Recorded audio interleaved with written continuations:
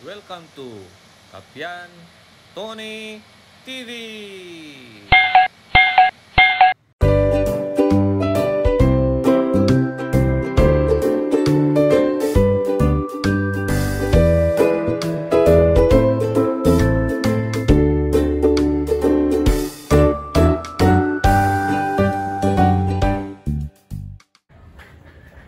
Magandang araw po sa ating lahat.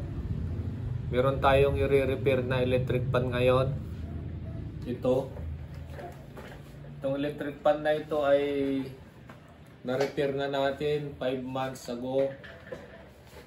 Ginawa natin itong switch box niya. Ito. Naglagay tayo ng stiffener dito. Ngayon, ang problema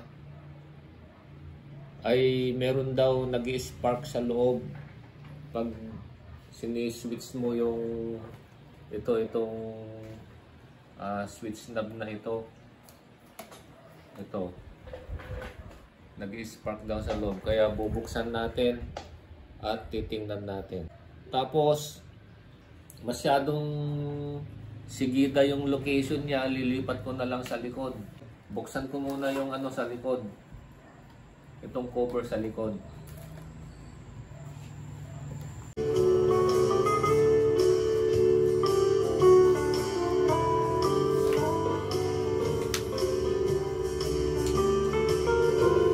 Nabuksan na natin. So, ngayon saksak na natin sa outlet. Titingnan natin kung saan yung nag-spark. Ayan.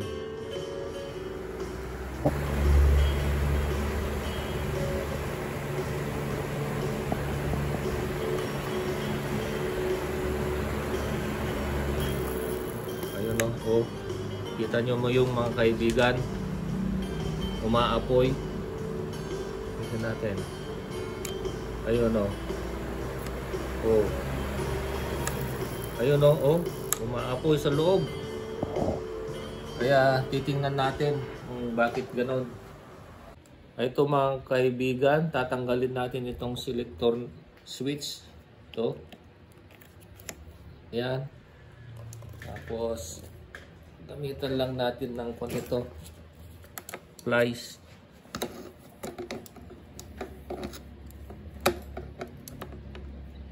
Yan.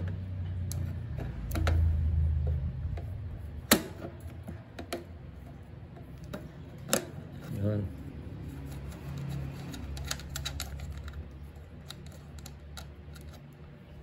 Tapos bubunutin na natin.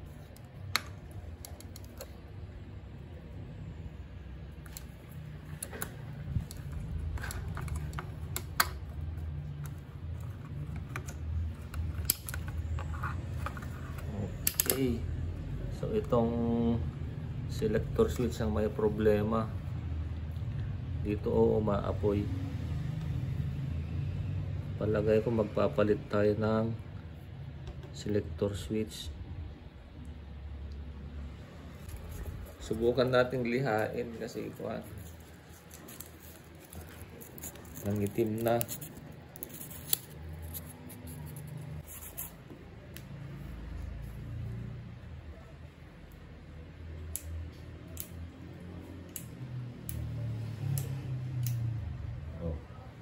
Try natin ulit.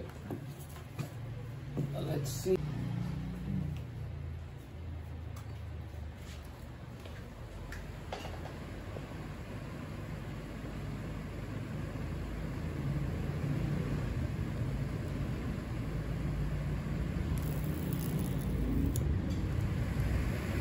Sira talaga.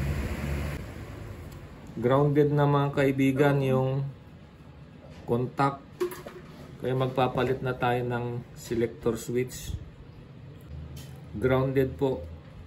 Kaya kahit linihan na natin siya, nag-spark pa rin. Ito mga kaibigan, papalitan natin itong selector switch na ito ng ganito. Kaya ang gagawin natin ay bubutasan natin itong lalagyan ng switch. Ito. So, nabutasan ko na.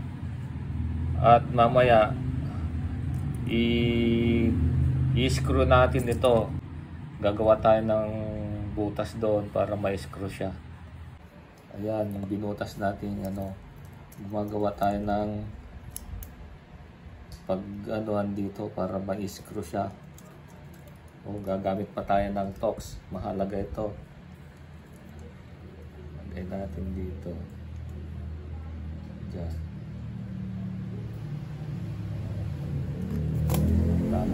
Tama lang pala dito yung kakatingin ko.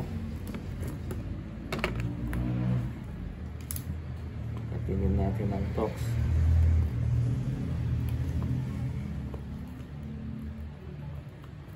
Dalawang Torx ang kailangan. Tapos ito nang gagamitin natin mga kaibigan, tornilyo, hindi na screw. Yan kaibigan, ganyan ang ginawa natin, yan, para mapisil-pisil nito.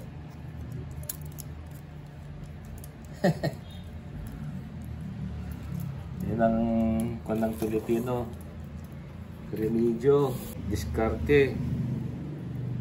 Kung hindi ka madiskarte, ala. Okay na mga kaibigan. Ito na mga kaibigan, na-assemble na natin. So, ang gagawin natin ngayon, iinang na lang itong mga wiring dito. Ang common ito. Dito siya. Ito. Tapos, ito yung number 1, yung white, number 2 yung black, number 3 yung red. Iinang na lang natin dyan. Tapos balik natin ng ganyan. Okay na mga kaibigan.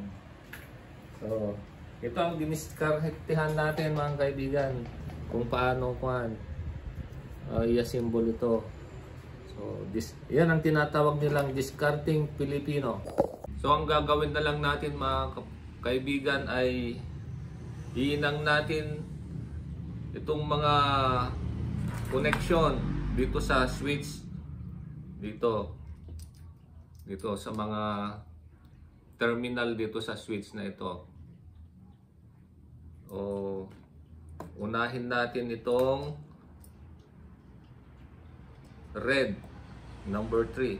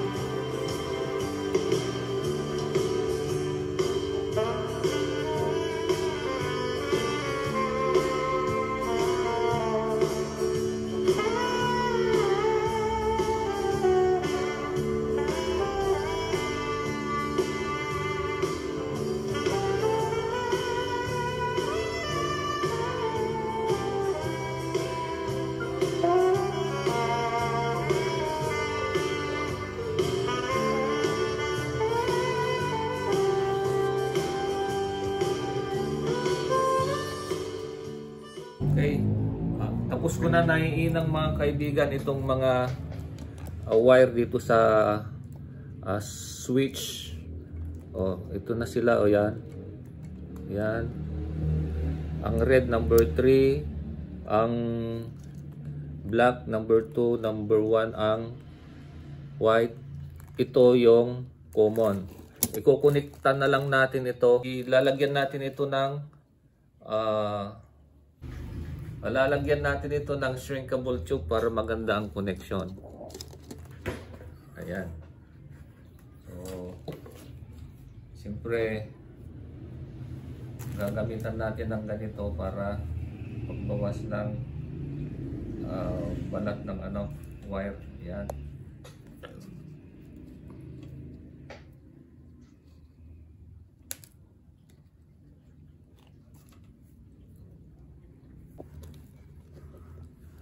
Simple electrical connection na lang.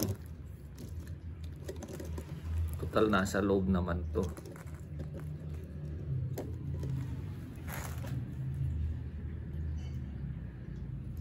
Yan. Tapos pasok natin itong sinkable tube. Yan. Anuin natin ng lighter.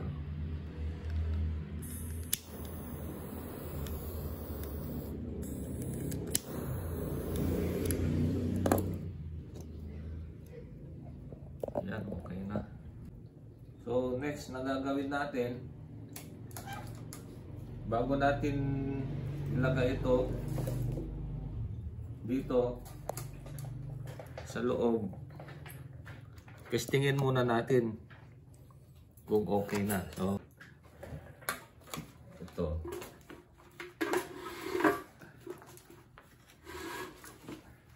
ito saksak natin sa outlet. So, number 1, ayun na mga kaibigan, gumana na yung electric fan. Number 2, number 3. So okay yung ginawa natin. So lalagyan na natin ito para magamit na. Buhol-buhol na lang natin mga ito. Diyan sa loob.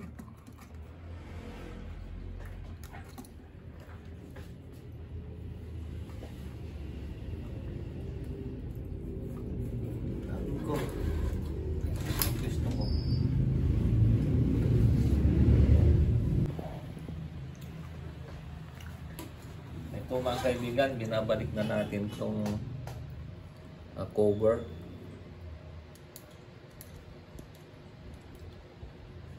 Yan, uling tornilyo.